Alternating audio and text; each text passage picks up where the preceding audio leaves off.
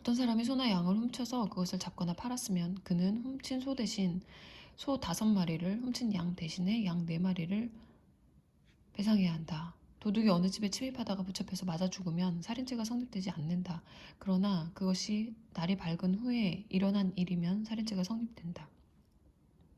도둑은 자신이 훔친 것에 대해 충분히 배상해야 한다. 갚을 능력이 없는 사람은 자기 몸을 팔아 종이 되어서라도 훔친 것을 갚아야 한다. 그가 현장에서 잡혔을 경우 훔친 소나 낙이나 양이 아직 살아있으면 그는 2배로 갚아야 한다.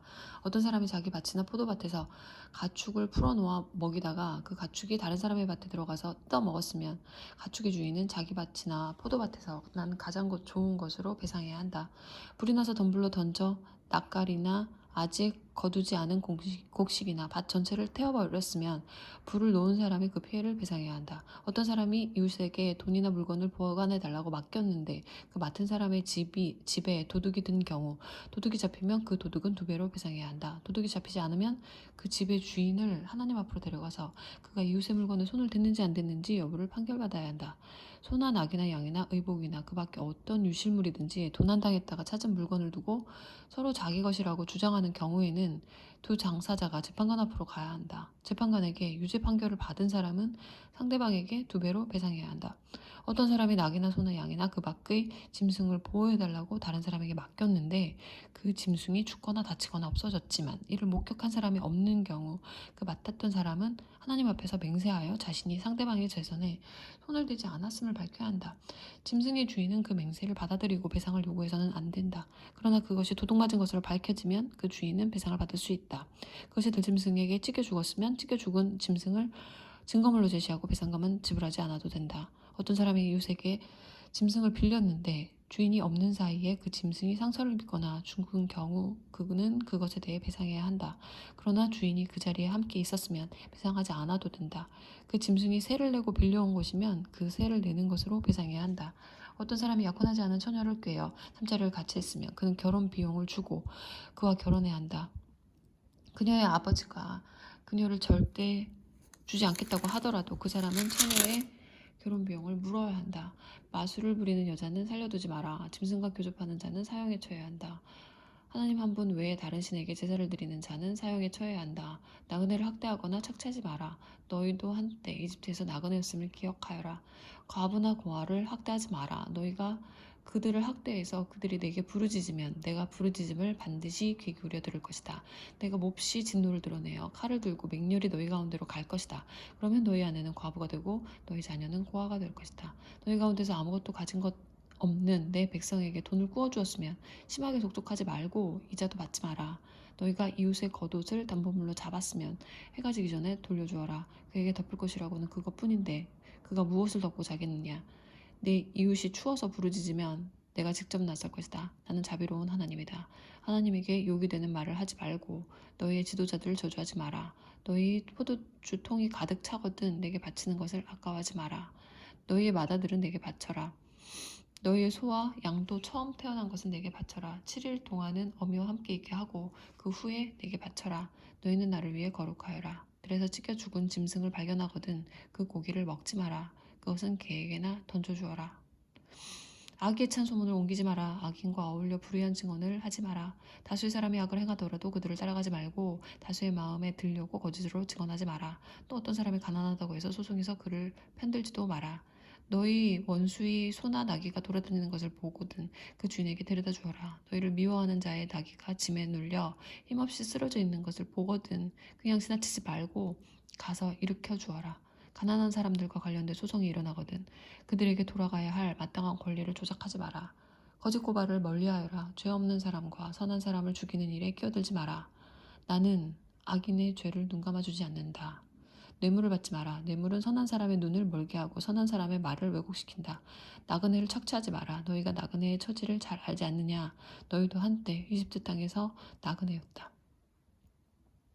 너희는 6해 동안 땅에 씨를 뿌리고 그 농작물을 거두어들여라. 그러나 7째 해에는 그 땅을 뭉키고 놀려서 가난한 사람들이 그 땅에서 나는 것을 먹게 하여라.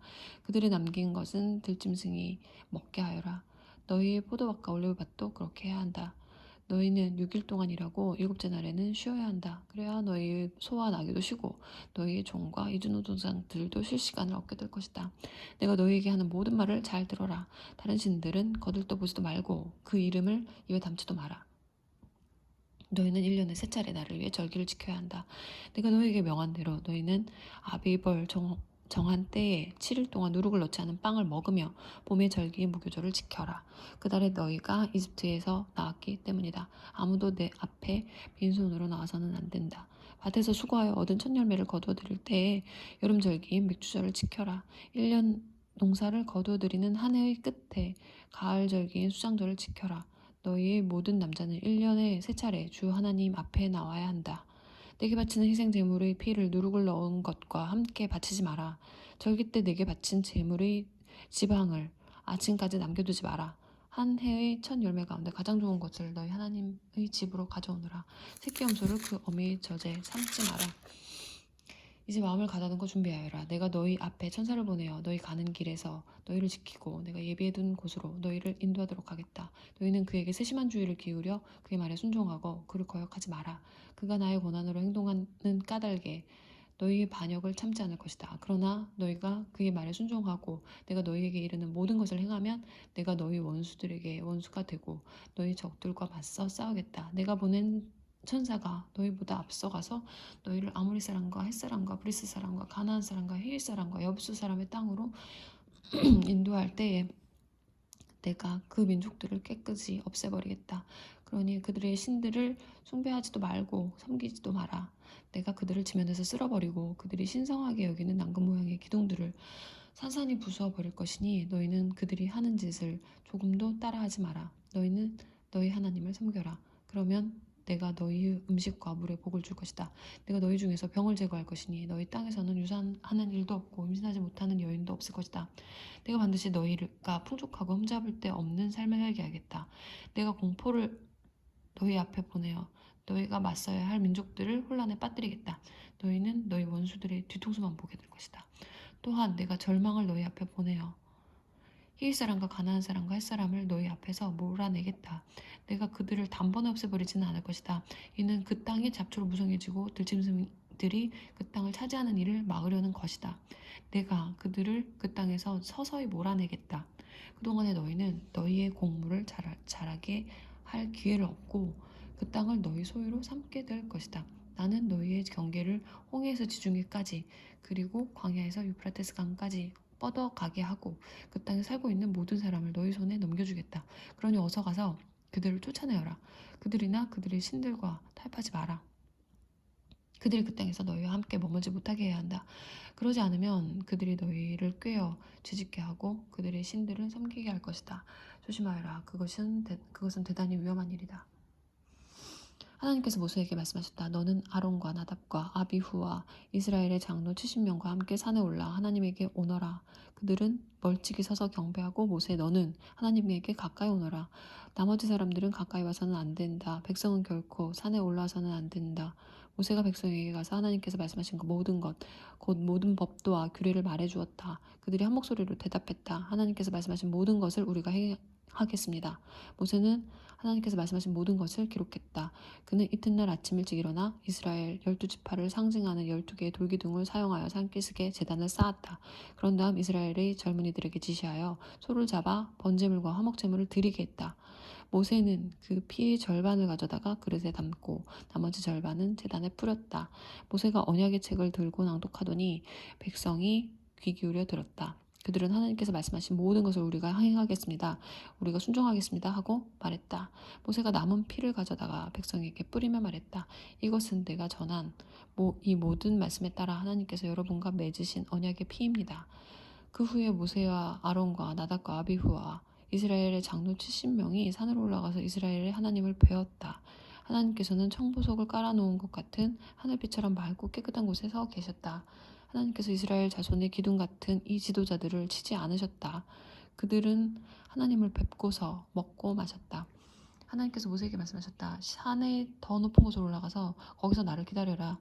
내가 그들을 가르치려고 교훈과 계명을 기록한 두 돌판을 내게 주겠다. 모세가 자신의 부관 여호수아와 함께 일어나 하나님의 산으로 올라갔다. 모세가 이스라엘 장로들에게 말했다. 우리가 돌아올 때까지 여기서 우리를 기다리십시오. 아론과 훌이 여러분과 함께 있으니 무슨 문제가 생기면 그들에게 가십시오. 모세가 산에 오르자 구름이 산을 덮었다. 하나님의 영광이 시내산에 머무르고 6일 동안 구름이 산을 뒤덮였다. 7째 날에 하나님께서 구름 속에서 모세를 부르셨다. 산 밑에 있던 이스라엘 자손의 눈에는 하나님의 영광이 산꼭대기에서 맹렬히 타는 불처럼 보였다. 모세는 구름 속으로 들어가 산으로 올라갔다.